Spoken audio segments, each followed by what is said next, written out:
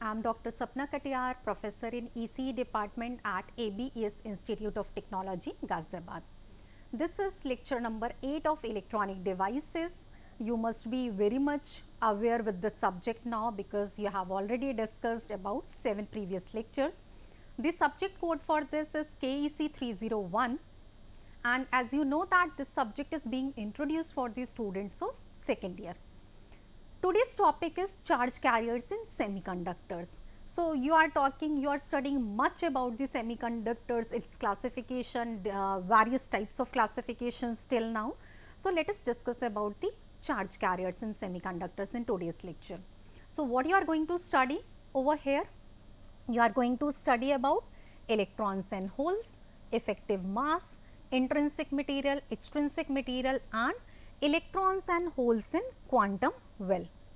The last topic, this is very important because you may get a question based on this particular topic as well. See, each and every topic has its own importance. You must study it, but you will be aware with some of the terms because we have covered in the previous lecture, so you can relate it very quickly. Let us begin. Before going to the first topic, which is the electron and hole, let us discuss something about the charge carriers. What do you mean by this charge carriers?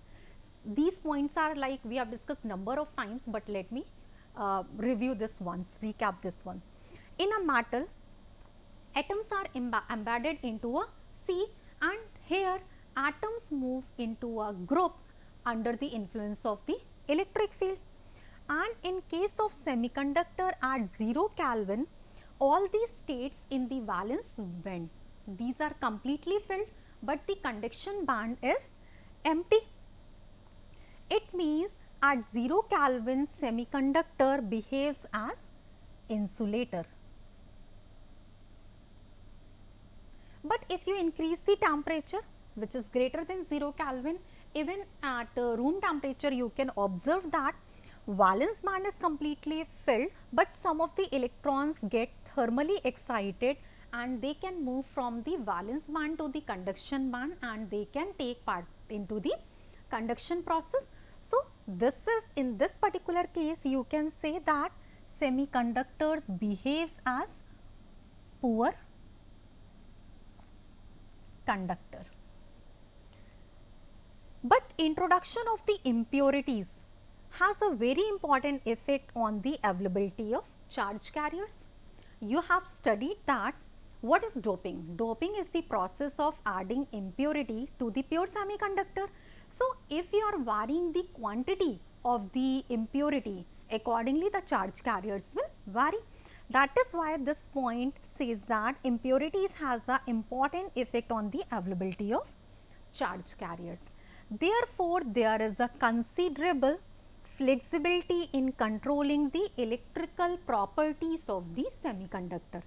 If you increase the doping, if you increase the concentration, there will be a variation in the charge carriers, and accordingly the electrical property can also be controlled. So, these are the very important and the basic points about the charge carriers. Next, let us talk about the electrons and holes. This which is the first topic which you have to study in today's lecture. What do you mean by this?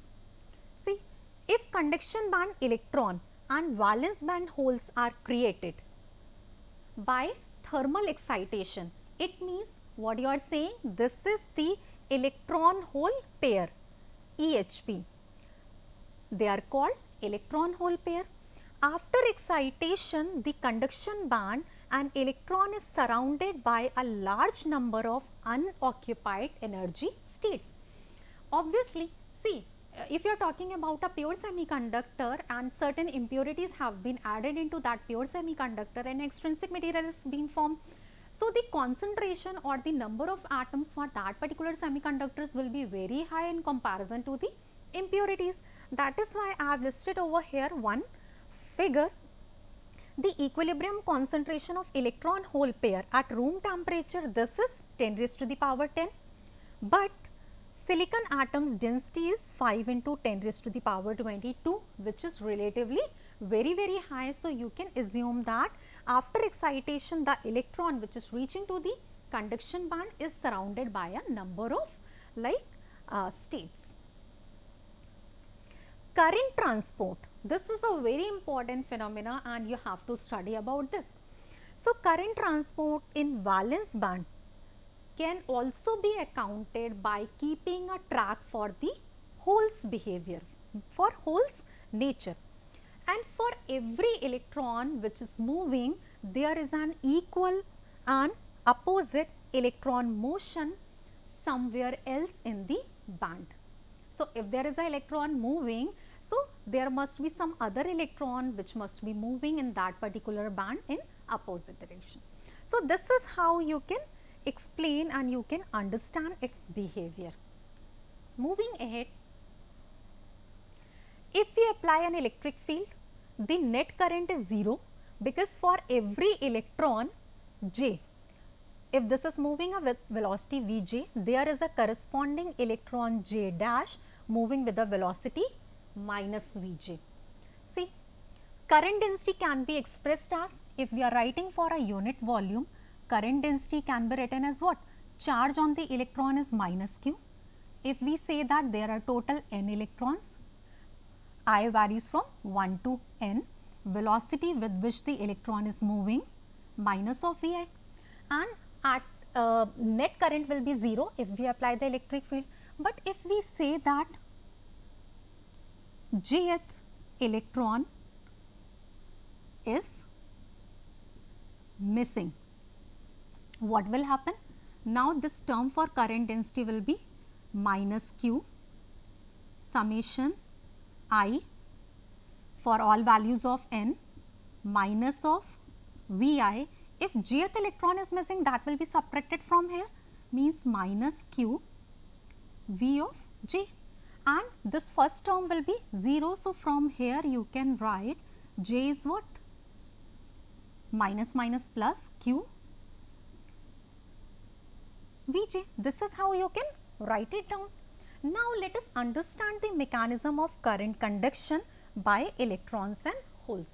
How? Because we are saying that if there is a movement of electron, then another electron will also move, and the movement of holes can be understood in the band structure.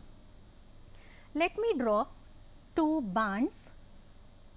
Sorry, let me erase this. Let us draw.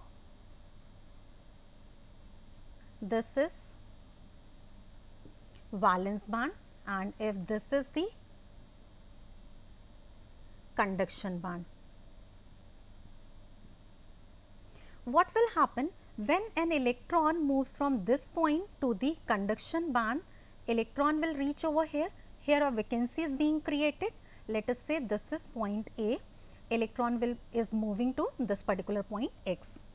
It means now electron hole pair is generated. Now, what will happen? Next electron which is available over here, it will occupy this space, this position which is the vacancy. Let us say B electron which is available, it reaches to this point. Next electron will occupy this position where the vacancy is created, let us say C.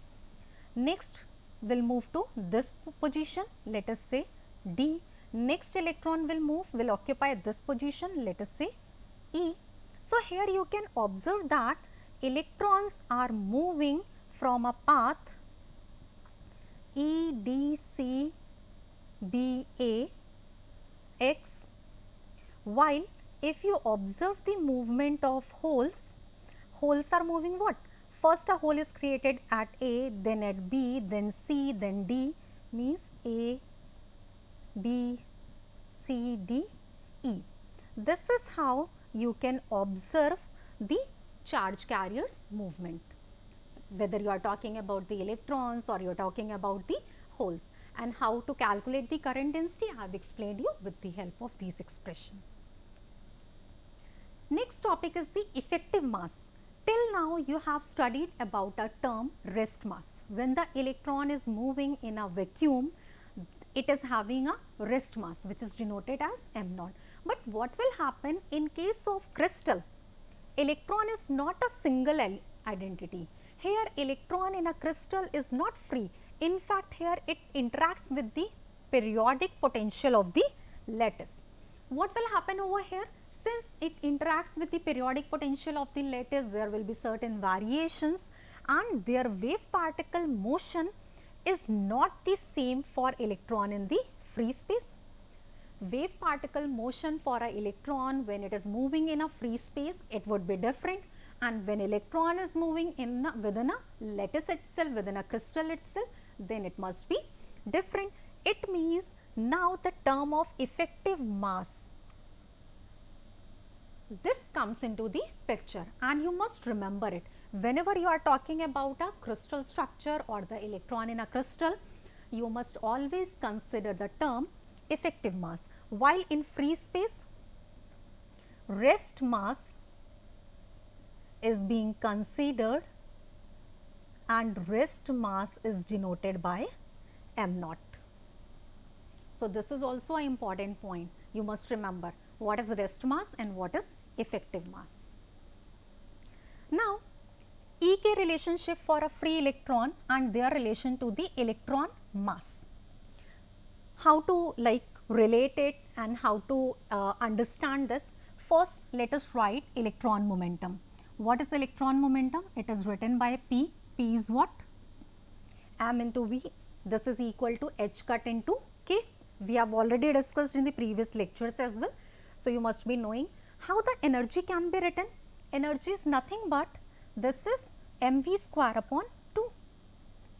In this, let us substitute this value of V from this equation. This is what? P square upon 2m, you are getting this term. You can write down the term in terms of h cut into K. So, substitute it into this particular equation. P is what? H cut into K. So, this particular term would be h cut square into K square upon 2m. If you observe these two terms, you can observe that variation of this energy, this is parabolic with respect to the wave vector K. You know the equation of parabola. Parabola is what?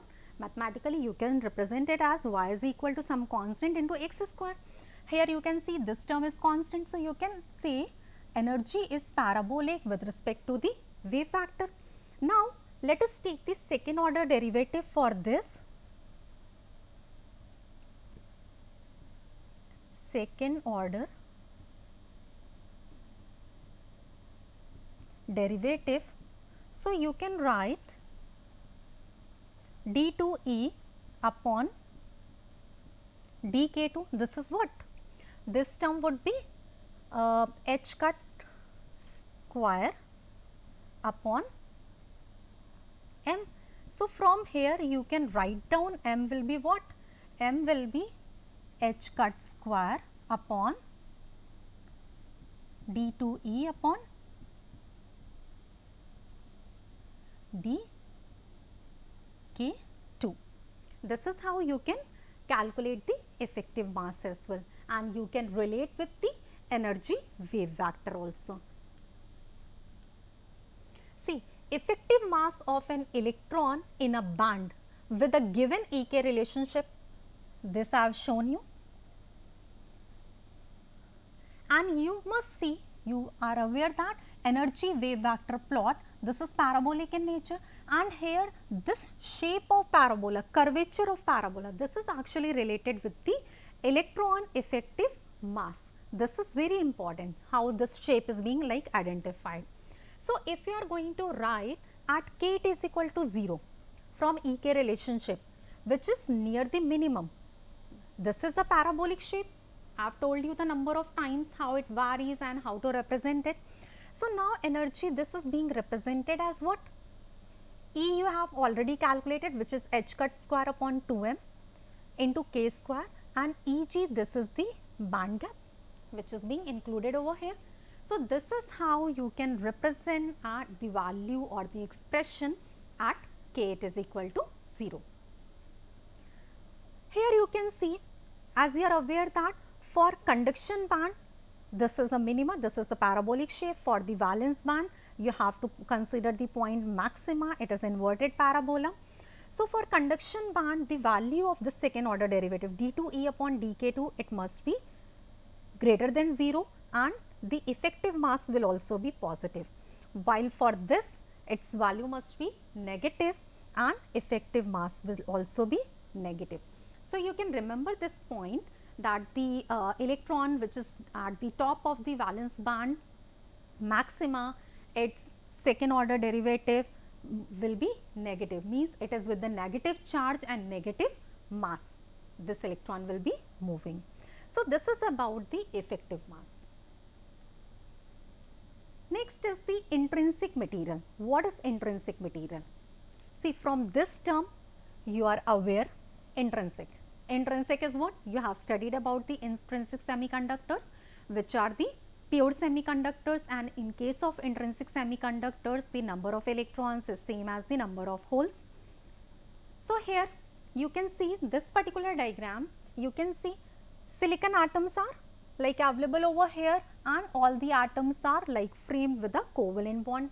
When one covalent bond will break, then electrons will be free and accordingly they will move. See, this is the valence band level, this is conduction band level, this has been shown, an electron which moves from this point to this point, this much of the work done needs to be done. So this is about the intrinsic semiconductor, and accordingly you can understand the intrinsic material as well. Here you can see, to maintain steady state, this point is very important. What do you mean by steady state? To maintain this steady state carrier concentration, the carrier must also recombine at the same rate at which they are generated. See, if the carriers are generated at a very high rate and they are not going to recombine at the same rate, there will be a mismatch. So, steady state condition, what it says, the rate at which carriers are generated, that must be same the rate at which carriers are going to recombine. Recombination occurs when an electron moves from the conduction band, makes a transition to the valence band, and this particular transition may be a direct or indirect. You have studied about the direct band semiconductor, means from where the conduction band minima and valence band maxima, they are aligned, the value of K is same. So transition may be direct or indirect, but recombination will always occur whenever an electron move from the conduction to the valence.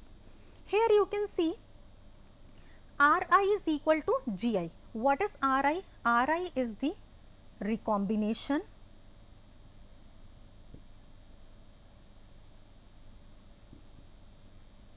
this is nothing but recombination rate, and Gi is the generation of electron hole pair. So Ri must be equal to Gi. At the same time, at a steady state, this rate of recombination, which is denoted by Ri, this is directly proportional to the equilibrium carrier concentration of the charge carriers. So Ri is directly proportional to N naught P naught. So from here you can write down Ri is what? Alpha R N naught P naught, where this alpha R is the constant of proportionality. So accordingly you have written this particular equation. Ri is equal to alpha R N naught P naught, and at the same time you know that N naught into P naught is what? Ni square. So this is what? Alpha R into Ni square, and it must be equal to Gi, which is the generation of electron hole pair. So I hope these points are clear to you about the intrinsic material. Now let us discuss about the extrinsic material. Extrinsic, if we talk about this term, extrinsic, you have studied a number of times. Extrinsic is what? Extrinsic semiconductors are those semiconductors where certain impurities have been added to the pure semiconductors and the kind of structure being formed. That is the extrinsic semiconductor. And there are two types of impurities. One is trivalent impurity, another is pentavalent impurity. Accordingly, two types of semiconductors being formed. One is N-type semiconductor and other is P-type semiconductor. So let us discuss about it. You can see here boron is being added. Boron is a trivalent impurity. Boron has a tendency to accept one electron, so this is a acceptor kind of like atom, and the remaining silicon atoms you can see over here, this is a pure semiconductor. So you can observe over here, because in this particular case majority charge carriers are holes and minority charge carriers are electrons. So acceptor level is being drawn over here and accordingly Wills type. So this is a type of p type semiconductor. This is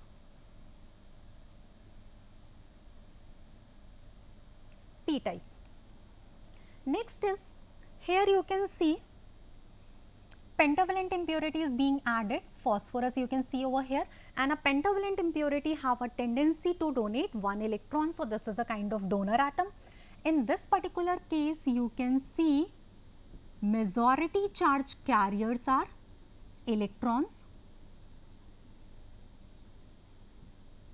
In this case number of electrons will be very high in comparison to number of holes, while in case of p type number of holes will be relatively high than the, not relatively, will be very high in comparison to the electrons. This is a type of n type semiconductor. So here you can see the donor level, because here the electrons are in the majority, so that level has also been shown over here. So accordingly you can see this is a p type, this is n type, and accordingly there are two types of extrinsic materials, how to form it and how to calculate the carrier concentrations, which are the majority charge carriers and which are the minority charge carriers. Here you can see rough calculation. See, this point is important, you must note down this point. Rough calculations of the ionization energy can be made, and this is being done on the basis of Bohr's model for atoms considering loosely bound electrons orbiting around the tightly bound core electrons. See, the electrons which are moving to the nearest orbit, which is close to the nucleus, they are tightly bound, and the electrons which are moving to the farthest orbit, means the distance from the nucleus to the orbits is relatively high, those are loosely bounded. So magnitude of ground state means for n is equal to 1, this particular energy can be written as what? Mn, which is the effective mass of the electron, into q raised to the power 4, q is the charge on the electron, upon 2k square h cut square, all the remaining terms you know. And how to relate it with k? K is nothing but this is 4 pi epsilon naught epsilon r. Here epsilon r is the relative dielectric constant. This is relative dielectric constant. So this is how you can explain and you can understand the extrinsic material. So I hope intrinsic material and extrinsic materials are clear to you. Next is electrons and holes in quantum well. Electrons and holes in quantum well, this is a very interesting topic, very important topic, as I have told you. What is electron and what is hole? They are the charge carriers in a semiconductors. And well is something, that kind of structure you know, they are, but how quantum well is being formed in the case of the semiconductors and how it is going to be utilized in any kind of application. See, till now you have studied about single level or the discrete energy levels. You have drawn, you have calculated the energy level E1, energy level E2 means energy required for the electrons lying in the first orbit, energy required for the electron lying in the second orbit, means individual single level energy, discrete energy level. Then we have studied, if we are talking about a crystal or the number of atoms are like moving together, if they are bounded together, then individual energy levels cannot be drawn over here. So in that particular case, what you are going to draw? you can represent it with the help of the band diagram. You can draw the bands, which is the valence band, conduction band, where each and every electron of one level, suppose we have taken an example of 200 electrons. So, each and every 200 electrons, their energy level for the K shell, they may be varying with a little bit amount of the energy. For the another shell is also varying with a little bit amount of the energy. So, what is going to be happen? For K shell, all the 200 electrons energy levels have been grouped into one level and being represented as one band. So, these two things you are already studying. The third thing which you are going to study about the discrete energy levels for electrons and holes. Again, discrete energy levels for electrons and holes, because of which the quantum mechanical confinement. So, this term is important over here, quantum mechanical confinement. And when you sandwich one semiconductor in between the another semiconductor, it means in between, in the center, there is a one type of semiconductor, and on the left hand side, on the right hand side, the another type of semiconductor are theirs, then it is going to form a sandwich kind of pattern, and in that particular case, this well type of structure can be seen. Let us discuss. One of the most useful application for molecular beam epitaxy or organometallic vapor phase epitaxy, MBE and OMVPE, these are the commonly used terms. So, it gives the growth of multi-layer compound semiconductors. You have studied about the elemental semiconductor, compound semiconductor, but if there is a requirement to grow a multi-layer compound semiconductor, then these techniques are going to be used. So, there is a continuous single crystal which it can be grown, in which adjacent layers have different band gaps. As I have told you, the different band gaps means adjacent layers, the sandwich kind of pattern. So, that can be observed over here. See this particular diagram, this is very interesting diagram. Here you can see this gallium arsenide is sandwiched in between aluminum gallium arsenide. See, this is one material, this is another material. So, material number 1 is sandwiched in between these two. So, when you are going to band diagram for gallium arsenide or for aluminum gallium arsenide, you will see there will be a variation in the valence band, conduction bands accordingly. So, you can see this valence band for the aluminum gallium arsenide and valence one for the gallium arsenide, and the conduction bands have been shown over here. So, here what will happen, electron, see this particular pattern, you can see this is a well shaped pattern. Here the electron which is available on one of this discrete energy level E1, it jumps to the one of the available discrete energy level EH in the valence band, and by giving off certain energy, so for giving off energy, let me write it, it is giving off energy which can be written as what? E1 plus Eg, which is the band gap, plus EH, which must be greater than the band gap of this gallium arsenide. So, this is how you can understand this particular behavior. Here you can see the band gap for aluminum gallium arsenide is 1.85, for this is 1.43, and you can see how much the energy is being dissipated in the form of the light. That energy is given by this particular term. So, I hope now this particular topic is clear. Okay, let me tell you where it is going to be used. In case of semiconductor lasers, this kind of technique is always being employed. This is very beneficial in that particular application. So, I hope all the topics must be clear to you. Today we have discussed about electrons and holes, effective mass, intrinsic material, extrinsic material, and then we have studied about the quantum well structure. Thank you so much for watching this video.